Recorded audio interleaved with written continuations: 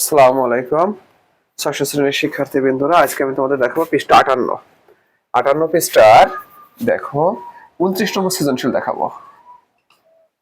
এখানে বলছে আলিফ ও খালিদ একদিনে কতটুকু করে, তাহলে আমরা লিখতে পারি আলিফ আলিফ কত 20 দিনে করে এক অংশ,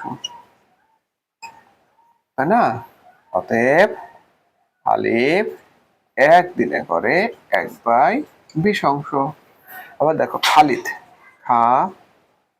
খালিদ 30 দিনে করে এক অংশ, অতএব খালিদ একদিনে করে 1/30 অংশ। অতএব আলিফ ও খালিদ খালিদ একদিনে করে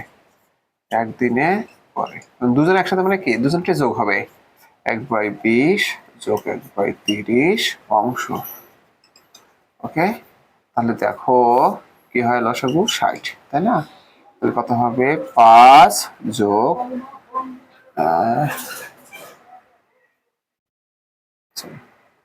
এটা হলো 3 যোগ 2 অংশ সমান 5/60 অংশ। তাহলে এখন দেখো এটাকে কাটাকাটি করা যায়, 5 একে 5, 5 12 60 সমান 1/12 অংশ। ওকে, তাহলে কত অংশ করে 1/12 অংশ। তো দুজন একসাথে করে 1/12 অংশ। ওকে, এখানে আমরা কাটাকাটি করে পেয়েছি, এটা আমাদের পথে বলেছে। তারপর বলছে কাজটি কতদিনে শেষ হয়েছিল। এখন দেখো বলছে কাজটি কতদিনে শেষ হয়েছে, আমরা জানি দুজন মিলে কত 1/12 অংশ কাজ করেছে। এখন দেখো এখানে কিন্তু বলেছে যে তারা একত্রে 3 দিন কাজ করার পরে খালি দেখা সম্পূর্ণ করে। তো 3 দিন যদি কাজ করে থাকে, হতে কি লিখবো, ক হতে পাই, ক হতে পাই কি পাই, আমরা পাই হলো আলিফ ও খালিদ একদিনে করে দিনে করে 1/12 অংশ, তাই না? অতএব আলিফ ও খালিদ 3 দিনে করে 1/12 গুণ 3 অংশ। দেখো 3 একে 3, 3 4 12, তার মানে 1/4 অংশ। তাহলে বাকি কাজটা কি কে একা করছে, বাকি কাজটা করছে হলো খালিদ একা করে। খালিদ একা করে লিখতে পারি আমরা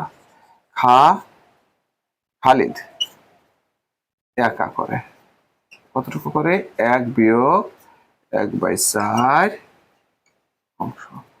দেখো 4 যদি নেই, 4 বিয়োগ 1 অংশ সমান 3/4 অংশ হলো খালিদ একা করে।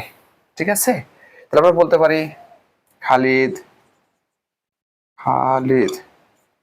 এক অংশ করে, খালিদ এক অংশ কত দিনে করে, 30 দিনে 30 দিনে। তাহলে অতএব খালিদ 3/4 অংশ করে তোমার 30 গুণ 3/4 দিনে। তাহলে কত হয়, কাটাকাটি করলে 2, এখানে হবে কত 15, তাহলে 45/2 দিনে সমান কত হবে 22 দিনে। তার মানে এটা যদি মিশ্র করি এটা হয়। তাহলে এই 22 দিনে হলো খালি দেখা করছে, আর 3 দিন হলো দুজন মিলেই করছে, তাহলে মোট কজন কাজ লাগছে 22.5 দিনে। অতএব মোট সময় লাগে কত, 22 যোগ 3 দিন সমান 22 আর 3 কোথায় 25, 25 দিন। এটা হলো আমাদের মোট সময় লাগে কাজটি শেষ করতে। ঠিক আছে, তারপর আমরা গ নম্বরটা দেখবো। দেখো গতে বলছে আলিফ ও খালিদ আলাদাভাবে কত 5/16 অংশ সম্পন্ন করলো, তাদের প্রত্যেকের মজুরি কত। তাহলে আমরা লিখতে পারি গ, কি লিখবো, আলিফ আলিফ আলিফ তোমার এক অংশ করে 20 দিনে, তাই না? অতএব আলিফ 5/16 অংশ করে 20 গুণ 5/16 দিনে। কাটাকাটি করো, 4×5 = 20, 4×4 = 16, তাহলে 25/4 দিনে। তারপরে লিখবো আমরা আলিফ একদিনে পাই কত টাকা? 500 টাকা, তাই না? অতএব আলিফ 25/4 দিনে পাই 500 গুণন 25/4 টাকা। দেখো আলিফ একদিনে যা পাবে 25 দিনে তোমার 25/4 দিনে তার 25/4 গুণ টাকা পাবে। তুমি কাটাকাটি করো, 2 এখানে কত থাকে তোমার সামনে একবার কাটতে পারি 4, তাই না? 4 একে 4, 4 2 8, তাই না? তারপর 4 25, হ্যাঁ, গুণ করলে কত হয়? 125 কে আমরা 25 দিয়ে গুণ দিই। 5 5 25 5 হাতে হাতে 2, 5 10 12, 2 হাতে 1, 5 5 6, তাহলে 5 2 10, 4 একে 5 2, তাই না? তাহলে কত? 5 2 1 3, 3100, 3125 টাকা। ওকে ফ্রেন্ডস, এভাবে আমরা আলিফের প্রাপ্ত মজুরি বের করলাম। এখন একইভাবে খালিদেরটাও বের করব। কিভাবে? দেখো, খালিদ তারপরে খালিদ হলো 30 দিনে পরে 1 অংশ। অতএব খালিদ কত?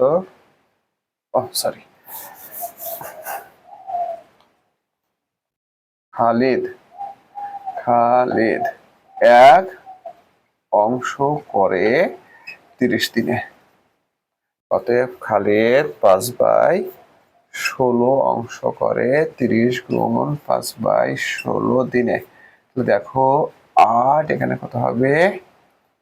15, তাহলে 15/5 75, 75/8 দিনে। তারপরে খালিদ একদিনে পাই কত? 400 টাকা। অতএব খালিদ 75/8 দিনে পাই 400 গুণ কত? 75/8 টাকা। তুমি কাটাকাটি করো, 5 8 40, 0 মধ্যে কত হয়? 5 5 25 5 হাতে কত আমাদের? 2, তাহলে 5 7 25 2 37। ওকে, এত টাকা। এখন আবার দেখো অনুপাত চেয়েছে, কি চেয়েছে? অনুপাত। তাহলে দেখো আলিফ ইস্টু খালিদ, আলিফ ইস্টু খালিদ, খালিদ। তাহলে আলিফ কত পেয়েছিল আমাদের?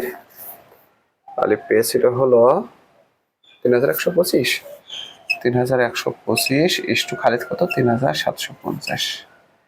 ওকে, এটাকে আমরা এটাকে আমরা ভাগ করে ছোট করতে পারি, ঠিক আছে?